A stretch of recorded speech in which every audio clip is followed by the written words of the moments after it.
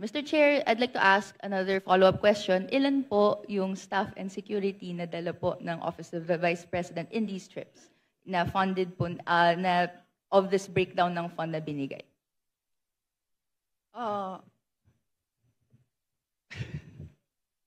Luoy na kayo mong naong, sir ba? Kanang.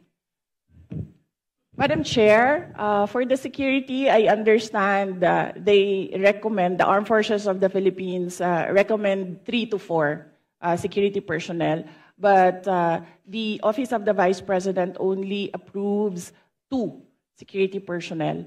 And for the Office of the Vice President personnel, that's 1 ceremonial and diplomatic affairs employee, 1 for MPRD, that is the Media Relations and Public Affairs Division, and then 1 for as assistant to the Vice President. So those are the approved personnel who joins the Vice President in her trips.